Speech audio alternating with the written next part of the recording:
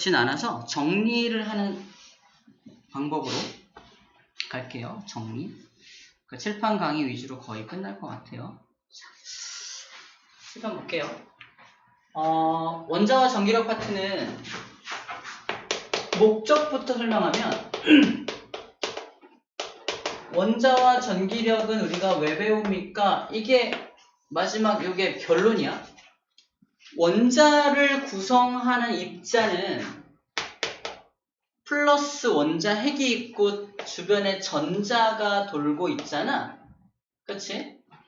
이 원자라는 녀석을 유지하려면 전자가 여기를 돌고 있어야 되죠.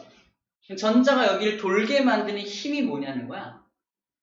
플러스와 마이너스 간의 인력 때문이라는 거지. 결론은. 그래서 둘 사이에 작용하는 그 힘 때문에 원자의 구조가 유지될 수 있다는 겁니다. 이때 요 유지시켜준 요 힘을 뭐라고 한다? 전기력이라고 불러주는 거죠. 전기력은 서로 잡아당기는 힘도 있고 밀어내는 힘도 있는데 얘 같은 경우는 잡아당기는 힘인 거죠. 잡아당기는 힘을 인력이라고 불러주고요. 서로 밀어내는 힘도 있는데 이걸 청력이라고 불러줍니다. 서로 다른 종류의 전기인 경우에 인력이 작용하고요. 서로 같은 종류의 전기를 띄었을 경우에 청력이 작용하게 됩니다. 이 전기력의 정의도 되게 중요한데 정의 가지고 문제를 내기도 하는데 전기력의 정의는 전하를 띤 두 입자 사이에 작용하는 힘을 전기력이라고 해요. 그러니까 둘 다 전하를 띠고 있어야 돼요. 그래서 어떤 문제가 나오냐, 하나는 전기를 띠고 있지만 또 다른 하나는 전기를 띠고 있지 않을 때 이런 경우에는 전기력이 작용한다 안 한다? 전기력이 작용하지 않아요. 왜? 전기력의 정의에 어긋나잖아. 그지? 전기력이란 전하를 띤 두 입자 간에 작용하는 힘이니까 이런 것도 조심해 주면 됩니다. 자, 그래서 원자의 구조를 유지하기 위해서는 전기력이 필요하다. 그래서 전기력이 뭔지에 대해서 쭉 배우는 겁니다. 이 전기력의 힘의 크기도 구하는데 전기력의 힘의 크기를 쿨롱이라는 사람이 실험을 통해서 알아내게 되는데 두 입자 있죠, 두 입자의 어떤 전하량, 얼마나 많은 전기를 갖고 있냐. 첫 번째 입자의 전하량을 Q1, 두 번째 입자의 전하량을 Q2라고 한다면 각각의 전하량에 비례합니다. Q1에도 비례하고요. Q2에도 비례합니다. 얘가 전하량이 크면 얘를 세게 잡아당길 거 아니야? 얘가 전하량이 커도 얘를 세게 잡아당길 거 아니야? 그죠? 각각의 전하량에 비례하게 됩니다.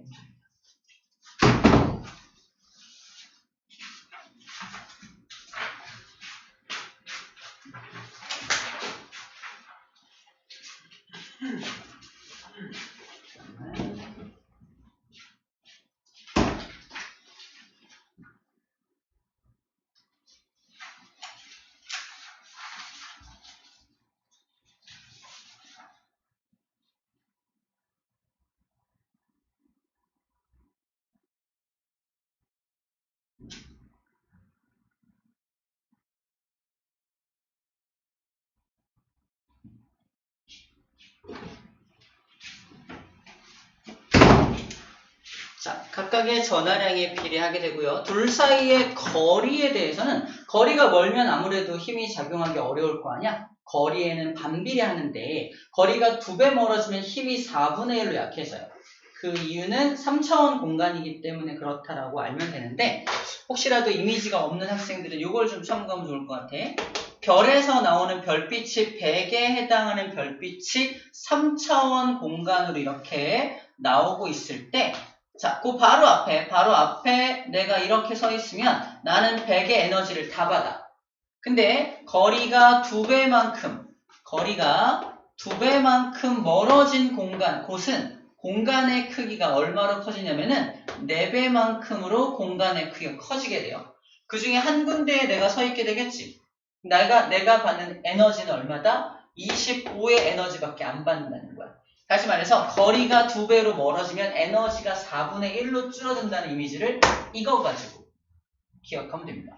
거리가 3배만큼 멀어지면 어떻게 될까? 공간의 크기가 9배로 증가합니다. 그래서 그 중에 내가 하나에 서 있으니까 9분의 1배로 줄어들게 되겠죠. 그래서 거리의 제곱에 반비례한다는 말이 이 말이야. 이 전기력도 마찬가지로 3차원 공간에 작용하는 거기 때문에 거리의 제곱에 반비례하게 됩니다. 이 세 가지 관계를 가지고 쿨롱이 전기력에 대한 공식을 만들었는데, 저 전기력은 equal. 자, 비례식을 는 만들 때 자기 이름 따서 쿨롱 상수 집어넣은 거고요. 그 다음에 거리의 제곱에 반비례하고 Q1에도 비례하고 Q2에도 비례하니까 이러한 공식을 만들어낸 겁니다. 이 공식을 만들 때 실험했던 게 우리 책에 나오는 비틀림 저울 실험이에요. 149쪽에 오른쪽에 쿨롱의 실험을 해서 비틀림 저울 실험 있죠? 전하량 다르게 하고서 얼마나 밀어내는지. 이게 비틀림 정도, 힘이 세게 가해질수록 이게 저울이 구조상 비틀림이 심해지거든요. 그걸 통해서 얼마나 많은 힘이 작용하는지를 확인하는 실험이 바로 비틀림 저울 실험이에요. 아무튼 저걸 통해서 이 공식을 만들었다라는 점도 정리해주면 됩니다. 149쪽에 전기력에 대한 내용 하고요. 전기력을 우리가 왜 공부하냐? 원자의 구조를 유지시켜주려면 전기력이 작용해야 되기 때문에 이게 우리의 목적이야, 목적. 원자와 전기력을 배우는 목적을 먼저 배웠습니다. 자, 그리고 나서 거꾸로 이제 원자의 구조를 어떻게 알아냈냐에 대한 내용을 거꾸로 좀 배울게요. 원자의 구조는 3, 4번 먼저 일단 얘기야. 우리 알고 있듯이 원자핵이 있죠, 원자핵. 원자핵은 이렇게 양성자와 중성자로 구성된 원자핵이고, 주변에 전자가 돌고 있는 게 원자의 구조입니다. 이 녀석을 원자핵이라고 하고요. 그 다음에 거기 바깥에 전자가 돌고 있는 것이 원자의 구조죠. 원자핵은 두 가지 입자로 되어 있죠. 양성자라는 입자와 중성자라는 입자로 되어 있습니다. 우리 이걸 다 알고 있습니다. 이거 알고 있죠? 원자는 이런 구조로 되어 있어. 하지만 아주 오래전 옛날 언제? 돌턴 시대 때는 원자가 이렇게 생긴 걸 몰랐어. 그냥 물체를 잘게 쪼개면 더 이상 쪼개지지 않는 작은 입자가 나와. 걔가 원자야! 라고 처음으로 이름 붙인 사람, 에이텀이라고 이름 붙인 사람인데, 그래서 원자란 전기를 띠지 않는 공 같은 모형, 공모형을 하고 있어 라고 말한 사람이 돌턴입니다. 공모형하고 있어. 자, 첫 번째로 나온 학자 이름이에요. 이건 우리가 알고 있는 진리랑 좀 다르죠. 그래서 두 번째 학자가 바로 톰슨입니다. 자, 톰슨은 이 돌턴이 맞다는 전제하에 실험을 해요. 실험의 이름도 기억해야겠죠. 실험 이름 뭐죠? 음극선 실험이야. 음극선 실험이라는 실험을 통해서 무엇을 발견해내냐? 전자를 발견해냅니다. 돌턴 씨 틀렸어. 이 안에 전자 들었어. 하지만 전자가 들었지만 전체적으로는 중성 상태여야 하기 때문에 플러스가 바탕에 깔려있는 상태에서 전자가 군데군데 박혀있는 모양으로 상상합니다. 그래서 모형이 어떻게 돼요? 플러스가 바깥에 이렇게 퍼져있는 상태에서 전자가 둥 박혀있는 모양으로 상상을 한 거야. 이 모형을 전자 바다 모형, 전자가 바다 위에 둥둥 떠 있다. 전자 바다 모형 또는 푸딩 같다. 그래서 푸딩 모형 이런 식으로 불러요. 자, 이렇게 발견한 사람의 이름 톰슨, 발견한 실험의 이름 음극선 실험을 통해서 알아냅니다. 당시에 굉장히 유명한 학자가 돼요, 톰슨이. 톰슨을 따르는 무리가 생기는데 그 중에서 러더퍼드라고 하는 천재 과학자가 제자로 들어오게 됩니다.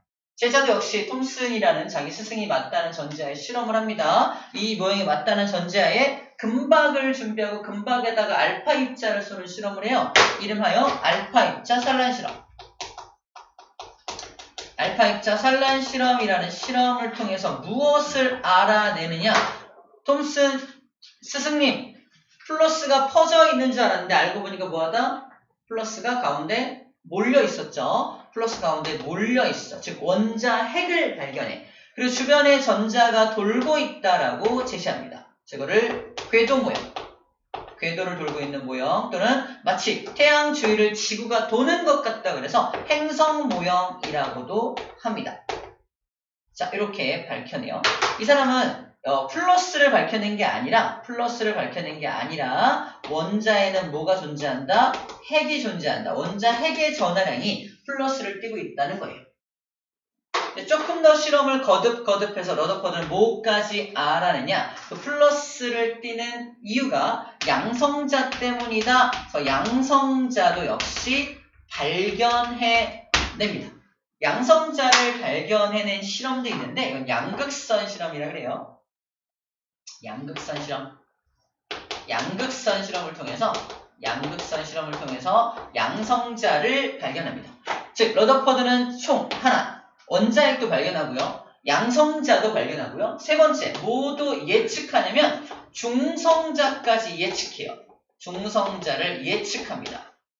어떻게 예측하게 되냐면 양성자를 발견한 순간 양성자 하나가 있는 녀석은 수소인데 수소의 질량은 1인 거 알아냈어. 양성자 2개인 녀석은 헬륨인데 헬륨의 질량은 2여야 하잖아. 하지만 질량을 실제 재보니까 4인 거야. 우리는 왜 그런지 알고 있죠? 중성자 때문이잖아. 얘는 몰랐어. 중성자가 당시에 밝혀진 적이 없으니까.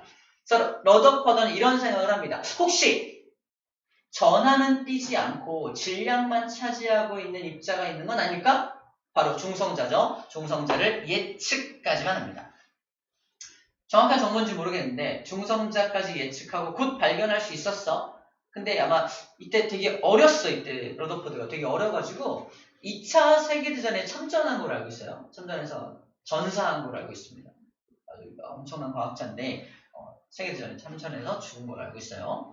그래서 나중에 이 체드윅, 러시아의 체드윅이라는 사람이 베릴륨 원자핵에다가 알파 입자를 쏘는 실험을 통해서 중성자를 발견합니다. 그래서 가장 마지막에 중성자가 발견돼요.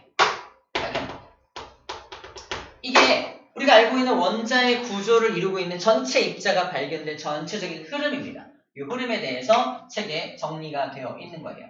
거기 나와 있는 거 하나하나를 설명하기보다는 우리가 알고 있는 정보를 좀 정리하는 차원이라고 얘기했던 부분입니다. 자, 러더퍼드가 제시한 이 원자 모형, 주목! 이거 우리가 굉장히 많이 사용하는 모형이잖아. 하지만 여기에 딴지를 거는 과학자들이 나타납니다. 자, 러더퍼드의 원자 모형에 따르면은 플러스가 이게 돌고 있잖아. 플러스가 막 돌면 이게 원운동을 하는 거기 때문에 원운동이 가속도 운동이다. 그래서 원운동을 지속하면은 이 전자가 계속해서 에너지를 뺏길 수밖에 없어. 실험을 합니다. 이 전자한테 에너지를 공급해요. 공급해서 에너지가 엄청 많게 만들어. 에너지가 엄청 많게 만든 다음에 그 에너지 공급을 딱 차단하면 굉장히 많은 에너지를 갖고 있던 전자가 다시 원래 상태로 돌아가면서 자기가 받았던 에너지를 쭉 방출할 거 아니야. 근데 방출하는 에너지 값이 연속적인 스펙트럼을 만들 것이다 라고 예측을 해요. 하지만 이 실험을 했던 결과가 뭐가 나오냐? 선 스펙트럼이라는 결과가 나와요. 모든 과학자들이 의아해했습니다. 도저히 있을 수 없는 일인 거야. 그래서 그 문제점. 얘한테 전자한테 에너지를 공급해서 이렇게 실험을 했더니 연속 스펙트럼이어야 하는데 선 스펙트럼이 나오는 결과값을 아무도 설명하지 못했을 때 그 다음 학자가 등장을 하죠. 네 번째 학자. 그 사람의 이름이 뭐야? 보어죠. 보어가 또 다른 원자 모형을 들고 나오게 됩니다. 이 보어의 원자 모형이 그 유명한 우리가 잘 알고 있는 1차 껍질, 2차 껍질, 3차 껍질이라는 모형을 들고 나온 게 보어라는 사람인 거야.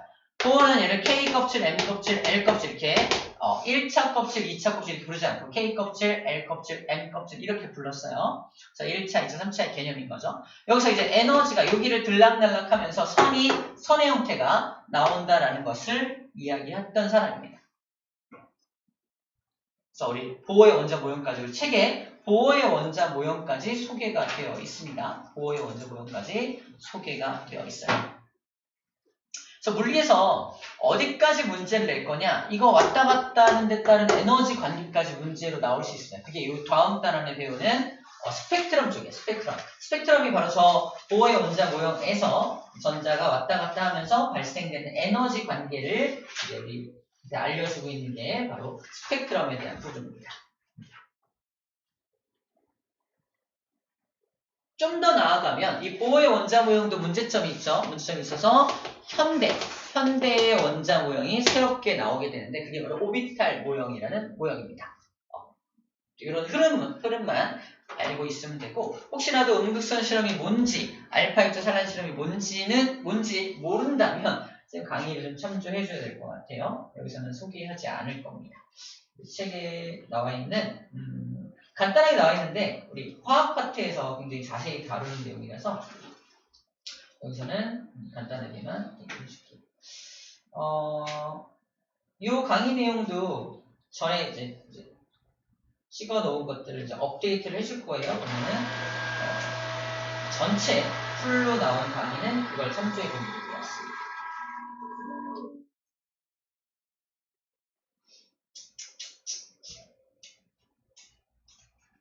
자, 마지막 정리만 할게요. 원자의 구조를 유지할 때, 그러면 원자한테는 전기력만 작용하느냐, 이걸 이슈가 등장해요.